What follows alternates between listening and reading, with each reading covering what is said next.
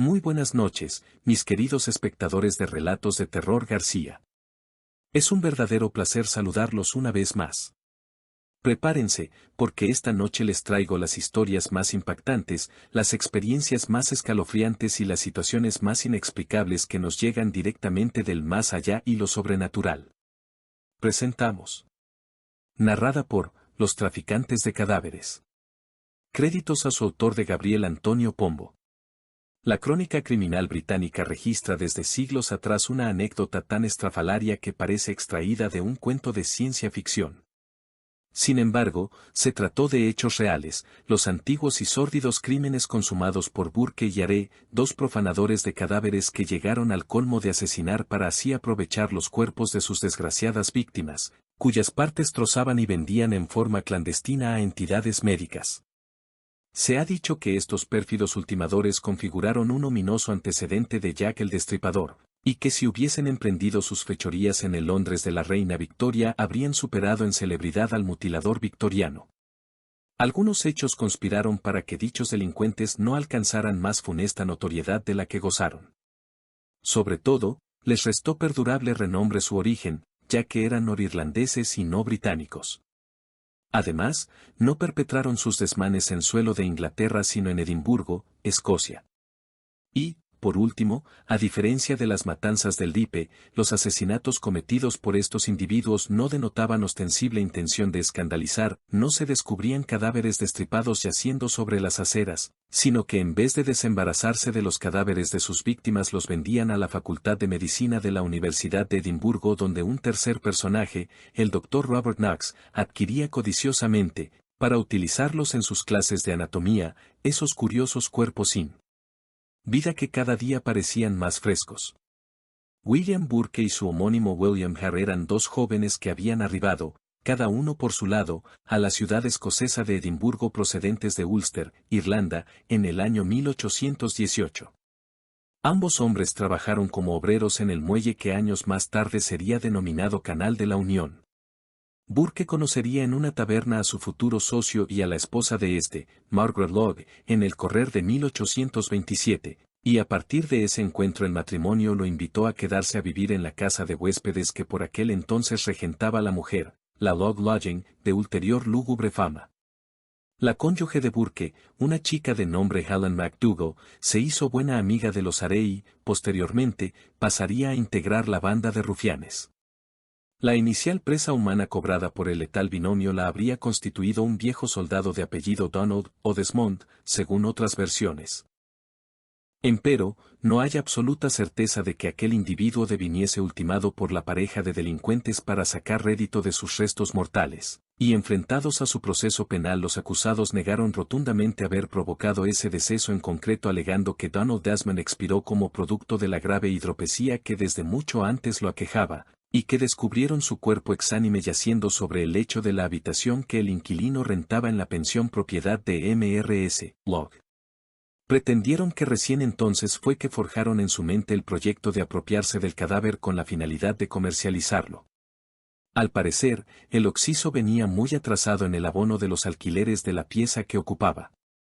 La convicción de que ese débito jamás sería saldado asustó la indignación de sus arrendadores, a quienes no se les ocurrió mejor manera de resarcirse que trasladar al finado hasta el depósito de cadáveres local a fin de ofrecerlo en venta a su conocido el profesor Knox, connotado anatomista que impartía sus consultas en el número 10 de Sergeant Square.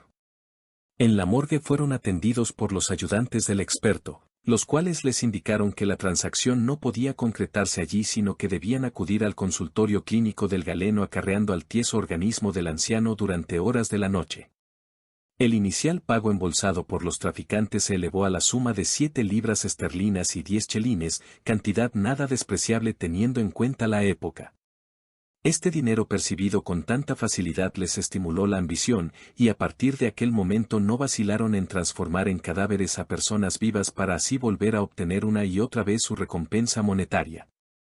Se rumoreó que por lo menos 16 infelices perecieron a raíz de la fría eficacia desplegada por los sanguinarios socios, aunque sus condenas les recaerían por una cifra inferior de muertes.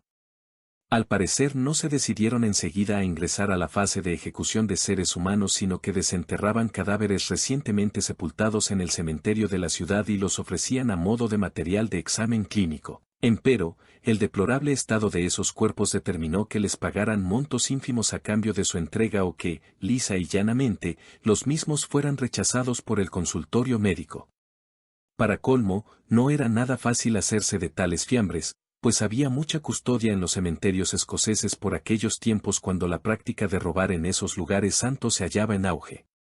Los traficantes llegaron a la conclusión de que correr tantos riesgos y fatigas por cosechar tan magros frutos carecía de sentido, y que solo les quedaba una forma de tornar rentable su funesta actividad, el homicidio.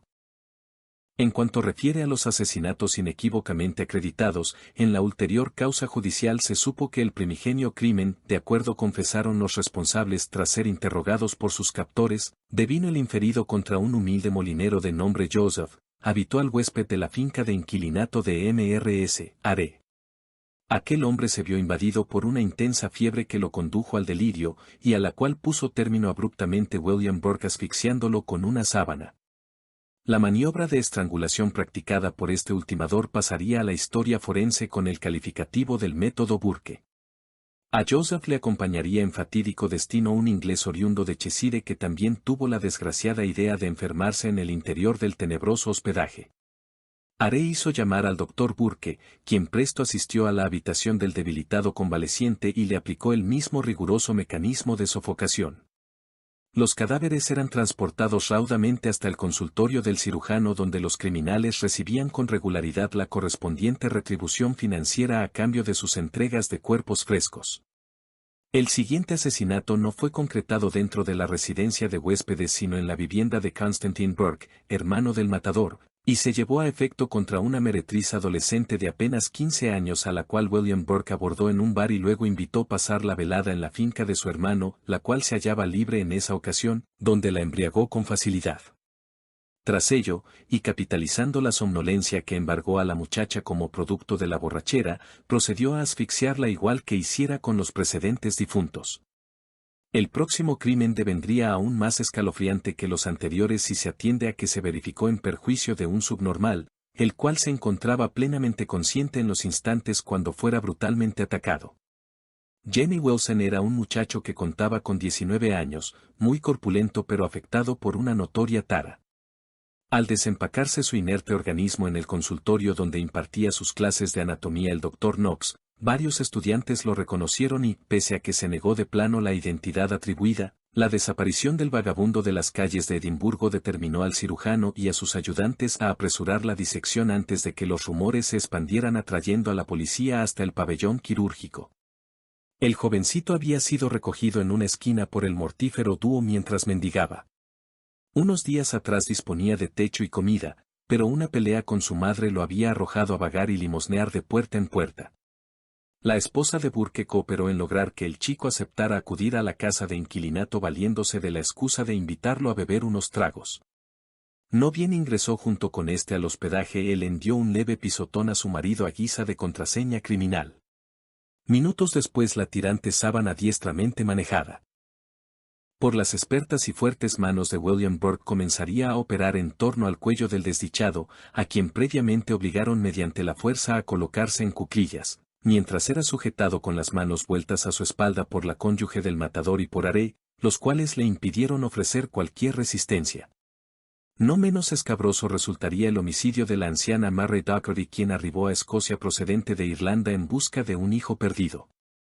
Había ingresado a la taberna donde Burke bebía un whisky tras otro, y preguntó a los parroquianos sobre el paradero de aquel hijo, a la vez que pedía limosna. Fingiendo caridad, el asesino la invitó a pernoctar en el hospedaje y la condujo allí dejándola en compañía de su mujer. Después salió en procura de su socio, a quien avisó que esa noche, que era Halloween, tendrían trabajo. En aquella oportunidad se hallaba también en el hospedaje el soldado James Gray, ocupante de una de las habitaciones, junto con su familia. Al cabo de una alegre velada, donde no escaseó el baile ni el licor, los traficantes le solicitaron al miliciano si podía pernoctar en casa de Are para que la anciana pudiese dormir aquella noche cómoda en el cuarto por el rentado. Gray accedió a la noble petición. A la mañana entrante su cónyuge retornó al alojamiento cedido a fin de llevarse unas ropas de sus hijos, pero fue interceptada por el estrangulador antes de poder ingresar a la pieza. La señora intuyó que algo andaba mal pues la actitud del hombre le resultó visiblemente sospechosa, puesto que con torpes excusas aquel le impidió penetrar a la habitación aduciendo que la pobre viejecita aún dormía y no era bueno despertarla. El mortífero Burke estaba borracho y parecía muy alterado. La esposa del soldado simuló retirarse y aguardó oculta afuera hasta asegurarse que el sujeto salía en busca de más whisky. Con el campo despejado, revisó el dormitorio comprobando que se hallaba sumido en completo desorden. Al levantar unas mantas sospechosamente manchadas descubrió, para su horror, que bajo las mismas yacía el destrozado cadáver de Mary Dougherty. Alarmada ante los gritos de espanto proferidos por la mujer acudió Helen McDougall, quien ofreció pagarle 10 libras esterlinas semanales a cambio de no informar del macabro hallazgo a la justicia. Aún sin reponerse, y entre estupefacta e indignada, Mrs. Gray le espetó, Dios prohíbe que los muertos nos reporten dinero, y tras esa declaración salió a todo escape rumbo a la estación de policía. Sería el final de la carrera criminal de los sádicos. William Burke y su mujer cómplice fueron interrogados esa misma tarde. Aún no mediaban pruebas en su contra, pues habían tenido tiempo para esconder los mortales despojos de la extinta. Mientras se encontraban detenidos en la comisaría, una denuncia anónima comunicó a las fuerzas del orden el sitio exacto donde se localizaba el cadáver de la anciana en Sergeant Square. Muy pronto se atrapó igualmente a William Hare y a Margaret Logg, aunque, insólitamente, este matrimonio logró salvar su pellejo llegando a un acuerdo con el fiscal y acusando a su socio de constituir el exclusivo responsable de las tropelías. No obstante, estos cómplices a la larga no saldrían tan bien librados. La taberna y pensión de la mujer fue destruida por los indignados vecinos y ella se vio forzada a escapar con destino desconocido. Peor aún devendría el destino último de su cónyuge dado que, muchos años después, tras haber emigrado de Escocia hacia Gran Bretaña, y mientras trabajaba en una fábrica de Londres, algunos obreros lo reconocieron como el execrable profanador y decidieron hacer justicia por mano propia. Lo cargaron en vilo y lo lanzaron dentro de un contenedor repleto de cal viva, agresión que le provocó quemaduras tan severas que de resultas de ellas perdería la vista. Concluyó sus días ciego, y varios testigos lo reconocieron deambulando por las aceras de Edimburgo convertido en pordiosero. Murió en 1860. El proceso judicial tuvo su apertura el 24 de diciembre de 1828 y al cabo a Helen McDougall, la esposa de Burke, se le impuso pena de muerte. Apeló y le conmutaron la condena logrando salir libre tiempo más adelante bajo una nueva identidad para evitar la venganza pública. En cuanto atañe al ejecutor William Burke, terminó resultando el gran perdedor dentro del equipo de criminales pues se lo condenó a expiar sus culpas pereciendo en el patíbulo.